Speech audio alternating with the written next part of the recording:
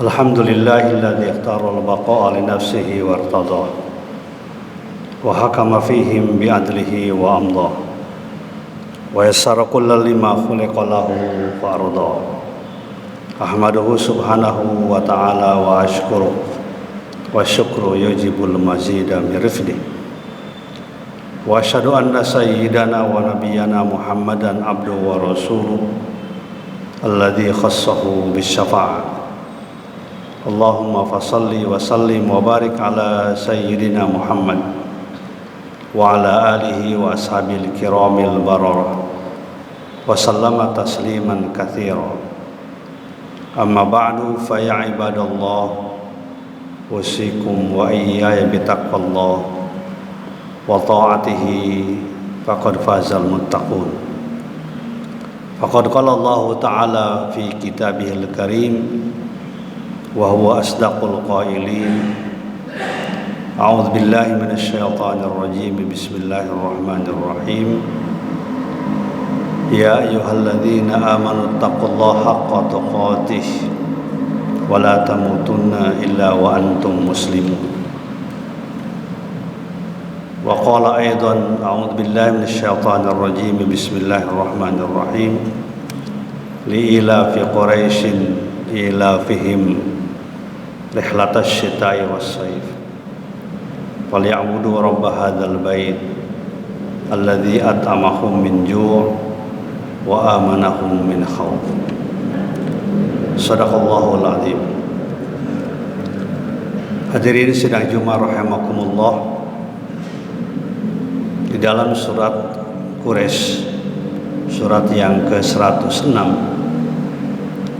Allah menjelaskan beberapa hal untuk menjadi perhatian kita semua. Salah satu pendapat para ulama tafsir menyatakan bahwa surat Quraisy ini berisikan indikator atau tanda kesejahteraan suatu masyarakat, tanda kesejahteraan suatu bangsa,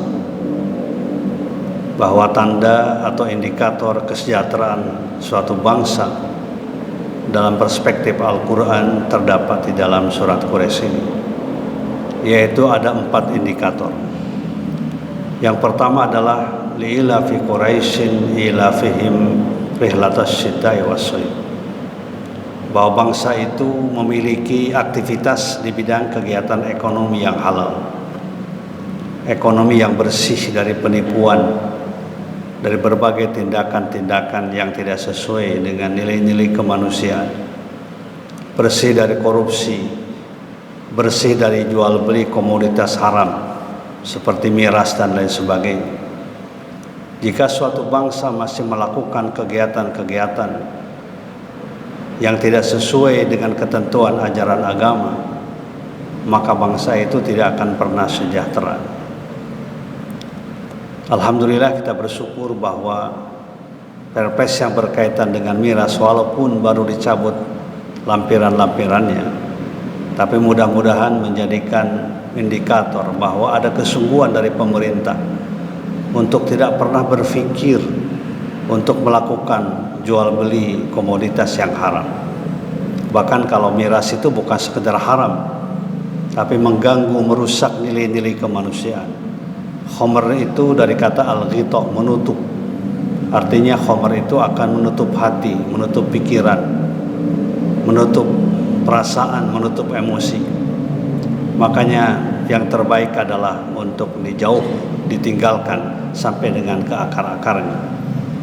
Kalau kita masih melakukan berpikir tentang masalah jual beli komoditas yang haram, walaupun kelihatan dari aspek materi itu adalah menguntungkan, tapi sebenarnya daya rusaknya jauh lebih dahsyat.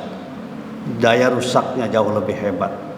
Masyarakat tidak akan sadar, masyarakat tidak akan ada peningkatan, masyarakat tidak akan produktif, akan menjadi masyarakat yang malas. Di dalam Jumat yang lalu khatib sudah menyampaikan bahwa firman Allah pada surat Al-Maidah ayat 90-91, ya ayyuhalladzina amanu, wahai sekalian orang-orang yang beriman, innamal khamru wal maisiru wal ansabu wal azam rijsum min amalis syaitan fajtanibu la'allakum tuflihun. Sesungguhnya khamr, minuman keras, kemudian judi atau permainan, mengundi nasib, kemudian memberikan kurban untuk berhala-berhala, itu adalah bagian dari amal setan yang sangat menjijikkan, yang sangat merusak. Maka tidak ada cara bagi umat Islam kecuali fajtanibu, kalian harus menjauhi perbuatan itu, la'allakum tuflihun, agar kalian mendapatkan kebahagiaan. Innama yuridu syaitanu ayyuqi'a bainakum adawata wal baghdha fil khamri wal maisir wa yasuddakum an dzikrillah wa anis shalah fal antum muntaqun. Sesungguhnya setan itu bermaksud dengan khamr, dengan minuman keras, menimbulkan al-adawah, permusuhan, wal baghdha, dan kebencian. Kemudian juga wa yasuddakum an dzikrillah, akan menghalangi kalian dari ingat kepada Allah, menghalangi dari sholat. Fahal antum muntahun. Bahkan di dalam sebuah hadis Rasulullah menggambarkan bahwa al-khamru ummul fawahish, khamr itu adalah pusat dari kerusakan, ibu dari segala macam kejahatan. Ketika orang membiasakan meminum minuman keras, maka dia akan melakukan apapun yang dikehendaki, tidak pernah berpikir halal, bersih atau baik. Semuanya juga dilakukan dengan emosi, dengan nafsu, karena tidak terkendali. Bahkan dalam hadis yang lain Rasulullah mengatakan, faman syaribaha waqa'a ala ummihi wa ammati wa khalatihi, barang siapa yang membiasakan minuman keras, dia berani berzina, memperkosa ibunya, berani berzina, memperkosa bibinya dari ayahnya maupun bibinya dari ibunya. Orang akan hilang kesadaran. Oleh karena itu kita menghimbau pada pengambil kebijakan, pada pemerintah pusat maupun daerah, tidak boleh berpikir untuk menghidupkan komoditas yang haram ini diperjualbelikan. Jangan dijadikan alat komoditas. Tidak akan pernah sejahtera masyarakat kita. Masyarakat kita yang sudah banyak masalah akan semakin banyak masalah. Masyarakat kita yang sekarang banyak masalah-masalah berkaitan dengan kesehatan, berkaitan dengan pendidikan, berkaitan dengan yang lain, pekerjaan, berkaitan dengan kesatuan dan persatuan, maka hendaknya tidak pernah berpikir untuk menerbitkan suatu peraturan, suatu Pinpres ataupun Perpres yang berkaitan dengan legalisasi dari minuman keras maupun juga bentuk-bentuk yang haram. Karena indikator kesejahteraan yang pertama li'ilafi Quraisyin ilafim, yaitu apabila ada kegiatan ekonomi yang halal yang baik. Dicontohkan pada surat itu adalah perdagangan, jual beli yang bersih, jual beli antar negara. Li'ilafi Quraisyin ilafim rihlatas syita, pada waktu musim dingin maupun juga musim panas. Jadi saat itu sudah terjadi international trading antar negara, satu bangsa dengan bangsa yang lain. Itu ya indikator yang pertama. Indikator falyabudu rabb hadzal bait, hendaknya masyarakat menyembah hanya kepada Allah, tidak melakukan kemusyrikan, karena ibadah itu merupakan sebuah kekuatan di samping kewajiban. Allah Subhanahu wa taala memuji kaum muslimin, para sahabat Nabi, yang memadukan antara ibadah mahdhah dengan muamalah. Mereka adalah ahli-ahli masjid sekaligus ahli pasar. Mereka adalah orang-orang yang suka berjamaah di masjid, sekaligus mereka juga adalah pelaku-pelaku pasar yang kuat. Ternyata ibadah kepada Allah itu akan menghasilkan kekuatan dalam bidang muamalah. Mungkin salah satu sebabnya kenapa kita tertinggal dalam bidang muamalah, ekonomi tertinggal. Pelaku-pelaku pasar bukan orang-orang yang mereka suka ke masjid, tapi mereka adalah orang-orang yang menghalalkan segala macam cara, karena persoalan kita ibadah kepada Allah yang kurang. Rijalun la tulhihim tijaratun wala bai'un an dzikrillah wa iqamis shalah wa itaiz zakah yakhafuna yawman tataqallabu fihi al-qulub wal absar. Di masjid-masjid itu, di Masjid Makkah maupun Madinah, ada orang-orang yang sibuk dia dengan kegiatan ekonomi, dengan kegiatan transaksi dan jual beli komoditas-komoditas yang halal, yang baik. Tapi ketika mendengar azan, mereka berhenti untuk melaksanakan sholat. Mereka berzikir, mengingat Allah Subhanahu wa ta'ala. Dan pada waktunya mereka berzakat, mereka berinfak untuk kepentingan pembangunan agama.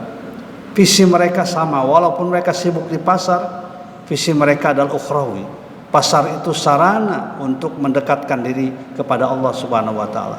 Kedepan kita punya keinginan bahwa generasi muda itu adalah generasi yang cinta ke masjid, tapi cinta juga pada kegiatan ekonomi yang bersih dari berbagai macam sistem yang sama.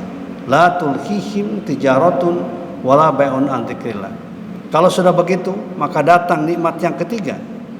Ya, indikator yang ketiga, alladzi atamahum min ju', adanya kedaulatan pangan. Ya, tidak ada lagi kelaparan. Freedom from hungry, ya. Adanya dibebaskan dari berbagai macam kesulitan. Orang terpenuhi kebutuhan pokoknya. Karena mereka melakukan kegiatan ekonomi yang bersih, mereka juga beribadah kepada Allah Subhanahu wa ta'ala. Allah kemudian memberikan nikmat yang ketiga, alladzi atamahum min ju', terpenuhi kebutuhan hidupnya, kebutuhan pokoknya. Bahkan bukan sekedar itu, wa amanahum min khauf. Allah memberikan kenyamanan dari rasa takut, rasa khawatir terhadap kondisi yang terjadi. Karena rasa aman ini menjadi sesuatu yang penting. Kenapa dikatakan indikator kesejahteraan? Karena tidak akan pernah sejahtera orang yang takut menghadapi masa depan, takut menghadapi pendidikan anaknya tidak terjangkau oleh kemampuannya, takut sakit, takut segala macam. Tidak ada kesejahteraan bagi sebuah bangsa yang ditakuti oleh berbagai hal. Karena itu maka di situ dikatakan wa amanahum min auf. Indikator yang keempat adalah terbebas dari berbagai rasa takut dan khawatir. Sebaliknya di dalam surat An-Nahl ayat 112, Allah memberikan sanksi dan siksa azab di dunia pada masyarakat yang tidak beriman, asalnya beriman, kemudian tidak beriman, kemudian kufur kepada Allah. Wa matalallahu kalimatan darabatan kanat aminatan ya'tiha rizquha ragadan min kulli makan fakafarat bin amullah fa'adaqahu Allah libasal ju'i wal khaufi bima kanu yasta'un. Allah memberikan perumpamaan suatu bangsa, suatu masyarakat. Jangan-jangan bangsa kita, masyarakat kita harus sadar betul. Jangan sampai terjadi pada masyarakat kita yang walaupun mayoritas umat Islam, tapi tidak cinta pada nilai-nilai Islam. Masyarakat itu asalnya kanat aminatan mutmainnah. Mereka adalah tenang, damai. Ya'tiha rizquha ragadan min kulli makan. Datang rezekinya dari mana-mana dengan mudah. Fakafarat bi an'umillah. Tapi mereka kufur pada nikmat Allah. Mereka menentang ajaran Allah. Mereka menentang ajaran Allah, melarang wanita-wanita muslim berjilbab misalnya untuk menjaga dirinya, menjaga kehormatan. Fakafarat bi an'umillah. Maka Allah menimpakan dua azab pada masyarakat itu. Fa'adzaqahu Allah libasal ju'i wal khauf. Kalau tadi wa amanu min khauf atamahu min ju', tapi ini libasal ju'i wal khauf. Libasal ju'i, pakaian kelaparan. Jadi bukan semata-mata lapar, tapi menempel rasa laparnya, rakus. Ya seperti sekarang orang sudah gajinya ratusan juta, tapi tetap masih ingin mengambil bansos misalnya, ya bantuan sosial untuk masyarakat kecil. Padahal gajinya sudah ratusan juta. Itu yang dikatakan libasal ju', pakaian kelaparan, rasa lapar yang menimbulkan rakus yang sangat luar biasa. Itu azab dari Allah. Jadi jangan dikira bukan azab. Kalau ada seseorang, suatu kelompok yang sangat rakus, dia korupsinya luar biasa, itu mereka terkena azab Allah. Libasal ju', pakaian lapar, sehingga rakus. Seperti ibarat minum, kalau haus kemudian minum air laut, yang terjadi bukan segar tetapi semakin haus. Wal khaufi, walibasal khaufi, dan pakaian ketakutan. Takut, ya, berkata yang benar takut, berkata yang sesuai dengan kebenaran takut, serba takut. Ini adalah merupakan azab dari Allah Subhanahu wa taala. Bimakan yasta'un, karena perbuatan yang mereka lakukan. Oleh karena itu, jamaah sholat Jumat yang berbahagia. Mudah-mudahan Allah menjaga kita dan kita tetap konsisten baik dalam bidang ibadah maupun muamalah, karena konsistensi yang istiqomah di dalam ibadah dan muamalah yang baik akan melahirkan ketenangan, kedamaian. Karena ketenangan dan kedamaian hanya akan terjadi ketika kita mengikuti perintah dan ajakan Allah Subhanahu wa taala di dalam melakukan kegiatan keseharian kita. Mudah-mudahan Allah Subhanahu wa taala akan menjaga kita, menjadikan kita orang-orang yang istiqomah dalam iman dan amal soleh. Amin ya rabbal alamin. Jalan Allah wa iyyakum minal faizin al aminin wa adkhalana wa iyyakum fi zumratil muwahhidin. A'udzu billahi minasyaitonir rajim. Bismillahirrahmanirrahim. Innal ladzina amanu wal ladzina hajaru wa jahadu fi sabilillah ulaika yarjuna rahmatallahi wallahu ghafurur rahim wa qur rabbighfir warham wa anta arhamur rahimin.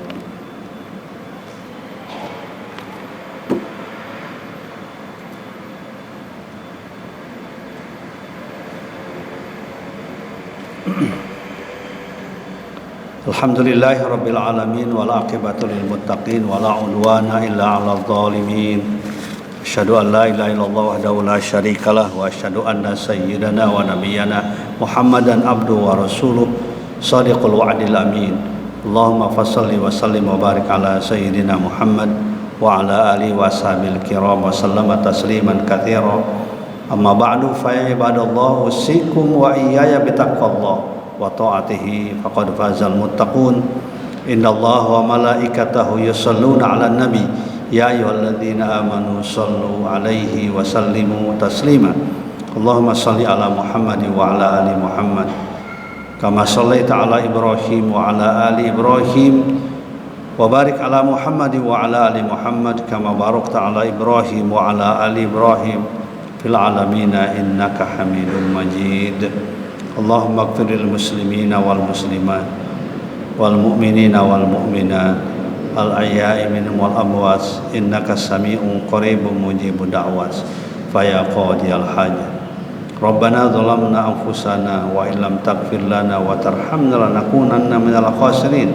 Rabbana asrif anna adzaba jahannam inna adzabaha kana gharama inna sa'at mustaqarra wa muqama. Rabbana la tu'akhidna in nasina wa akhtana. Rabbana wa la tahmil 'alaina isran kama hamaltahu 'alal ladzina min qablina.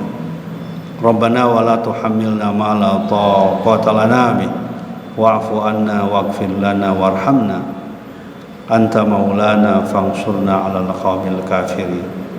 Fansurna 'alal qaumil zalimin. Fansurna 'alal qaumil munafiqin. Fansurna 'alal qaumil fasiqin. Fansurna 'alal qaumil mufsidin. Fansurna 'alal qaumil hasidin. Rabbana atina min ladunka rahmah wa hayyi' lana min amrina rasyada.